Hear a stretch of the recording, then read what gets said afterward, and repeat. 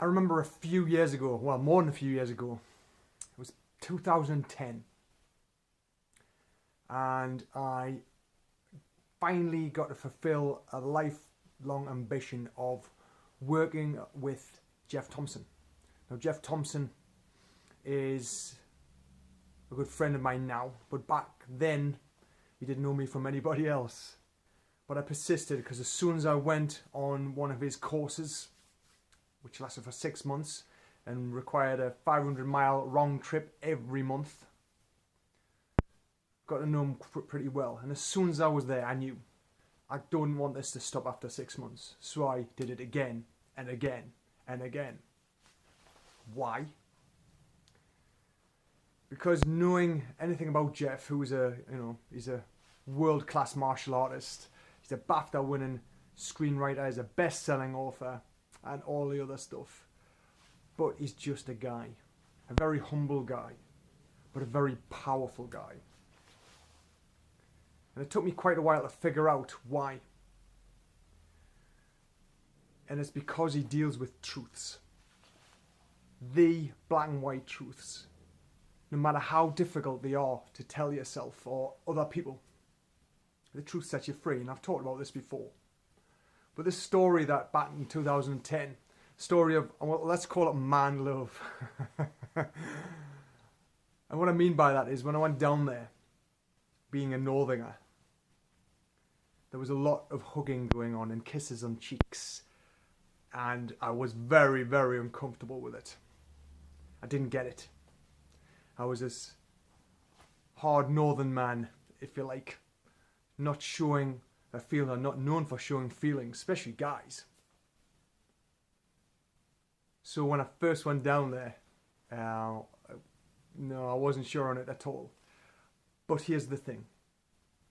It allowed me, my mind opened to possibilities, to what it actually means, and how I live my life, and what I thought was the done thing, what I thought was what I should show up as, or what I thought other people thought I should be like.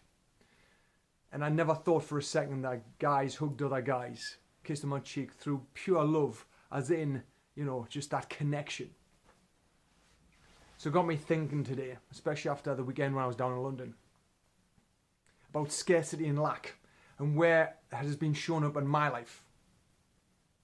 So I thought I'd shoot this quick video to ask you where you tell yourself you're not good enough, where you're showing up in scarcity and lack, where you're coming up short in your life, where you're compromising or self-sacrificing for others. And what I mean by that is you're putting other people's beliefs and everything else about them first before you, doing things for them before yourself. Now, I'm not saying that they're asking you to do it, but maybe you feel obligated, or just the way you're programmed, or the stories that you have encountered have brought that up. And you get to challenge that and change that anytime you like. But it could be there. And here's the thing. I always hear people, and when I say people, I start with myself first, always saying, oh, I could do with more time. Oh, I could do with more money. Oh, I wish I had a better body. I wish I had a better job. I wish I had a better relationship. I wish I had a relationship. But here's the secret. Here's the thing that you are missing, guys. When was the last time you told yourself that you loved you? You loved you. Have you ever done it in the mirror? Have you ever just said it out loud to yourself?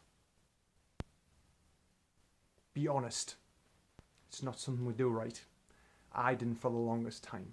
But when you start doing that, and if it feels prickly to you, if it feels uncomfortable, then there is the source of the issue.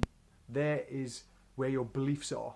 Because when you don't tell yourself that you love yourself, which of course you should ultimately, because who else can you love if there's no one else on the planet? You only get to love you. And that's when you get to be kind to yourself. And be kind to yourself. I wasn't for the longest time. I was so hard on myself. I beat myself up. And it gets you nowhere. Absolutely nowhere.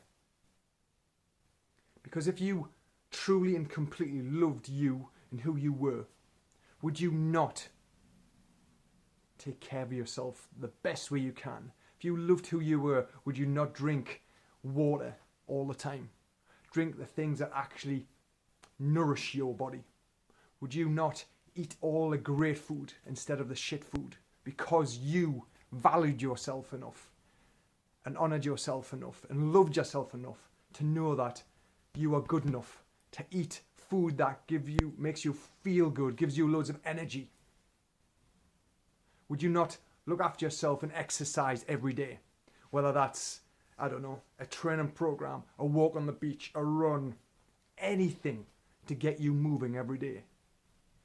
If you completely loved who you were and respected who you were, then would you not look after yourself every day? I think you would. But this isn't just, oh, let's exercise because that's what I should do. It's because you choose to do it because how you want to feel for you. So what about it? The reason why I'm mentioning this is because this is part of the Lean Warrior. Because I am the example.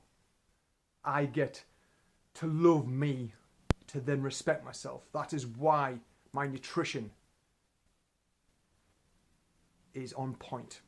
That's why I train or move every day, whether that's a training session, whether it's strength, condition. It doesn't make a difference what it is as long as I'm moving. But that's what I'm doing because I want to be a better version of myself tomorrow than I am today.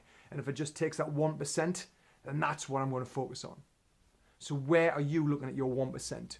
Where are you stepping back and thinking, you know what it is? Yeah, I respect myself enough to look after me. Let me know. Post below. Comment. Message me. If you're ready to step up and become the person deep down you know you can be, then let me know. Thanks for watching the video, guys. Thanks for taking the time. I appreciate it. Take care. See you later.